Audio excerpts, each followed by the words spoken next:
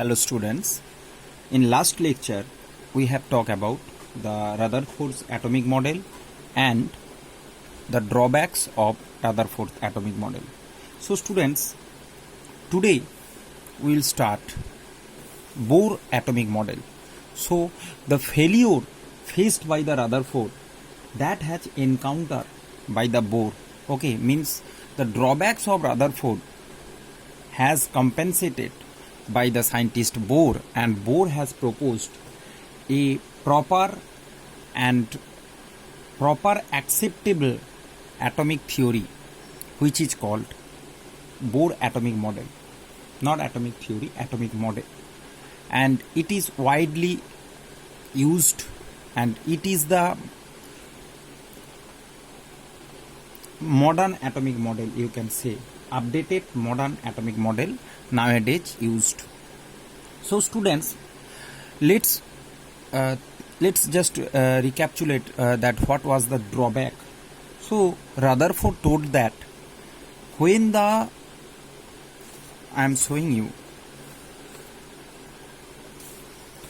when the electron is moving, suppose this figure, when the electron is moving, it will radiates energy.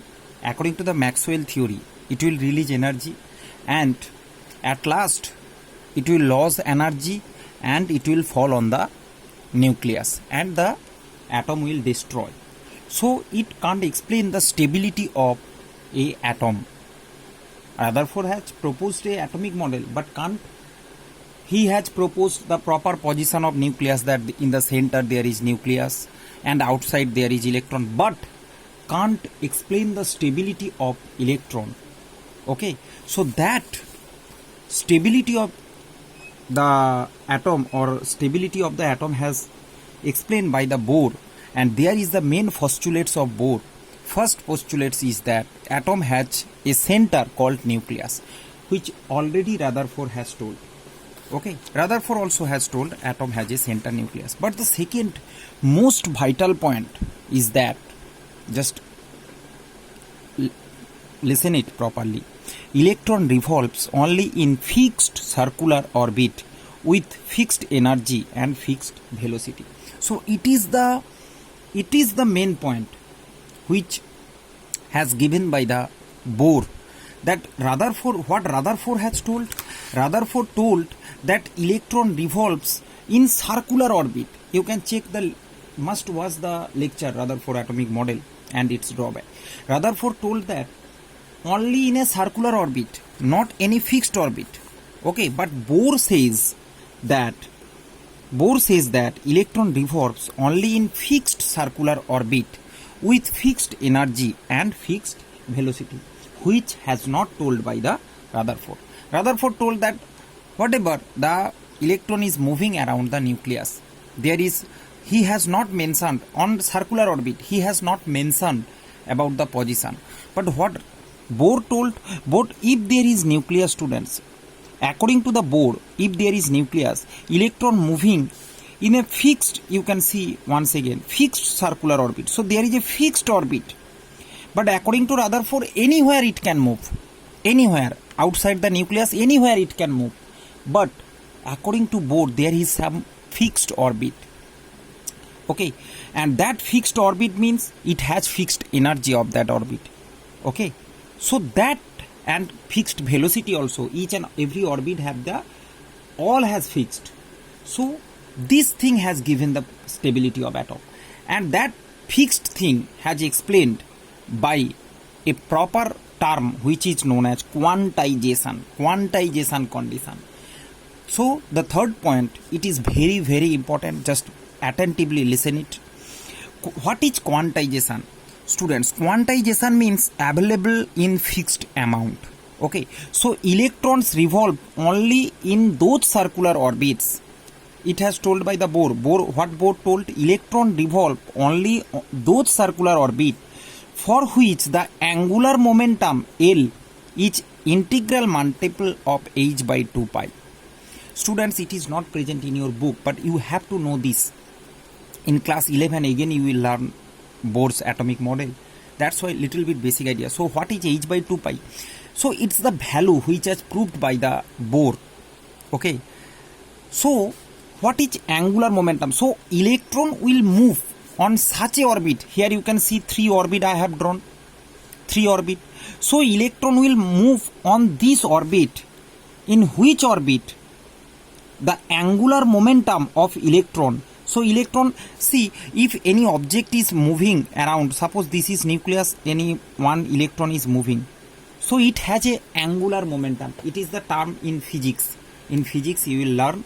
So just remember, it is moving around a nucleus. Same case of solar system also you can apply.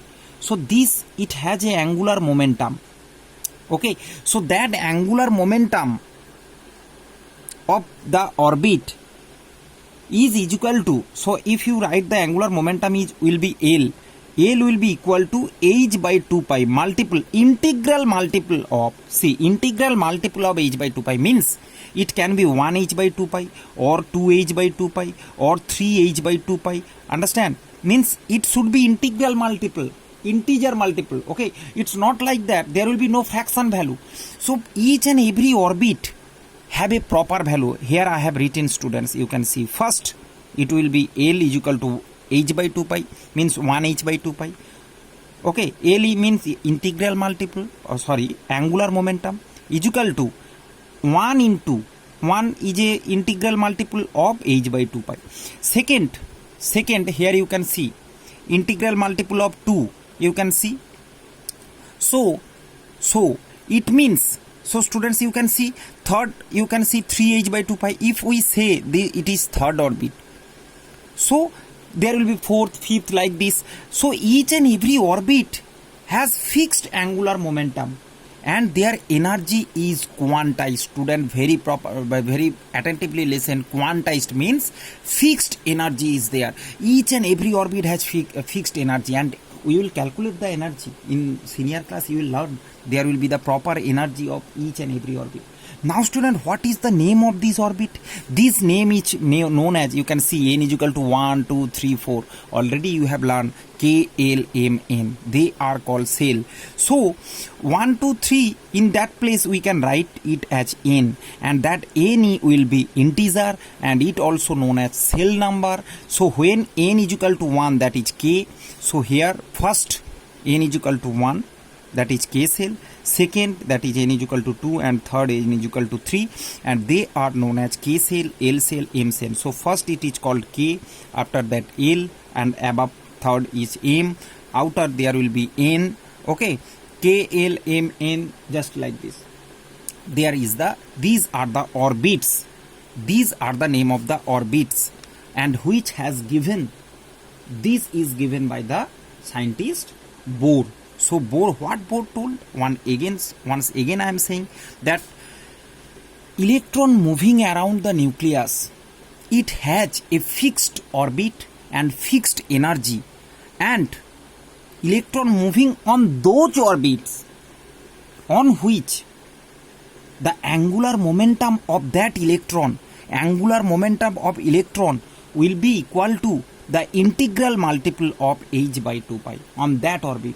Okay, and scientifically the scientist has calculated the integral multiple of h by 2 pi, and they will be the value as K, L, M. There will be proper value of energy, and in senior class you will learn the energy of K cell, energy of L cell, energy of M cell, all you will learn. Just right now you will learn that electron can't stay in between that. Between K and L it can stay. Between L and M no electron will be there. Rutherford didn't say about that. Rutherford says anywhere it can present. In a circular motion, anywhere electron can move. But Bohr says it in a proper orbit. So means angular momentum of an electron is quantized. Quantized means available in fixed amount, which is, you can say, integral multiple, h, 2h, 3h. Okay, there is not 2.5 h by 2 pi or 3.5 h by 2 pi. Either 1 or 2 or 3. Okay, so 2, you have to go 2 to 1 to 2, 2 to 3, or 3 to 2, 2 to 1, like this. There will be no middle value. Okay, and they all are fixed value. Okay, so this is the major invention, you can say, major discovery by the Bohr, which has changed the total structure of atom, and nicely explained the position of electron. Now the fourth point is that, students, while revolving in a particular orbit, an electron neither gains energy or loses energy. Okay, I have already told. So when electron is moving in K cell or L cell, they will neither gain energy or lose energy, because the energy of an orbit or cell, these are called orbit, I told you, or cell also, K cell. Okay, you can say this as a cell. So energy of a orbit or cell is fixed. Okay, fixed energy. That's why they are called stationary energy level. So students, that n is equal to 1, n is equal to 2, n is equal to 1 means K cell, n is equal to 2 L cell, they all are known as energy levels. Bohr has given a new term. You can call it as a cell, you can call it first orbit, second orbit, but they are very properly, you can say, they are also called as energy level, because each and every has their unique energy also. K cell have the unique, it has proper energy level. That much energy if you possess, electron will stay in K cell. Similarly for L, for M, every cell, every orbit has the proper energy. That's why they are, Bohr named them as stationary energy level. All the cells also known as stationary energy levels. Now students, fifth point, electron can accept energy or can lose energy. So here will be a problem. What problem? Nothing. You are thinking that, sir, just before point you told that in a orbit electron neither gain energy nor lose energy, and here you are saying electron accept energy or can lose energy. So what is this point? Just explain you, students, that electron can, when it will move in this orbit, its own orbit, no acceptance of energy will be there. But when you provide extra energy from outside, then the electron can accept energy. Suppose nucleus, this is K and this is L. So one electron moving in K cell, suppose you give some energy to the electron. What happened? The electron will gain. See, if an electron accepts an energy, it jumps to higher energy level. So it will accept the energy, and only that much energy equal to it will jump to L, not more and not less. Because I told you, each and every orbit has a proper energy level, proper value of energy. So only that much value energy will accept it by K electron, and it will move to the L electron. L means L cell. Similarly, from electron from L, it can release energy, same quantity, and it will come back, means it can recedes. If an electron lose energy, it recedes back to the lower energy level. So it can recede back to the K. So this is called excitation of energy, and it causes the spectrum.